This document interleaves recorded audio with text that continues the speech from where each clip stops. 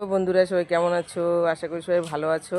আজকে দারুণ স্টাইলে সোয়াবিন রান্না করলাম, সম্পূর্ণ ভিডিওটি দেখার অনুরোধ রইল। সোয়াবিনের আজকে দুর্দান্ত স্বাদের একটা রেসিপি করব, তার জন্য আমি সোয়াবিন নিয়ে নিয়েছি। এবার মিক্সিতে সোয়াবিনটাকে ভেঙে নেবো শুকনো অবস্থায়।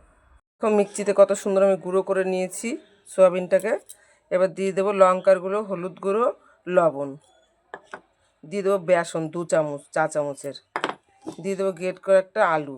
এবার আমি সুন্দর করে মেখে নেবো। সুন্দর করে আটার ডোর মতন আমি মেখে নিয়েছি। এবার আমি দুটো ভাগে ভাগ করে নেব। সে একটা ছিদ্রযুক্ত থালা বসিয়ে দিয়েছি। থালার উপরে এবার আমি সোয়াবিনের বল দুটো ভাপিয়ে নেব।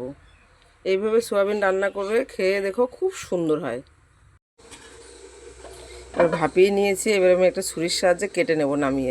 কড়াই তেল দিয়ে দিয়েছিলাম, গরম হয়ে গেছে। এবার কেটে রাখা সোয়াবিনগুলো ভেজে নেব। সোয়াবিনটা ভাজা হয়ে গেছে, এবার নামিয়ে নেব।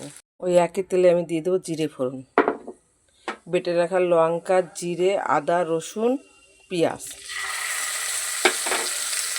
দিয়ে দেবো হলুদ, লবণ, দিয়ে দেবো পরিমাণ মতন জল। মশলা থেকে তেল ছেড়ে দিয়েছে।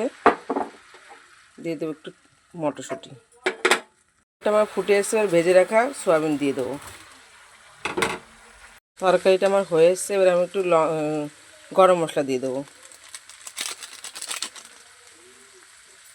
এবার ধনেপাতা দিয়ে দেবো। এবার নামিয়ে নিয়ে তোমাদের সোয়াবিন এইভাবে রান্না করলে দুর্দান্ত স্বাদের খেতে লাগে। দেখো কতটা সুন্দর লাগছে দেখতে।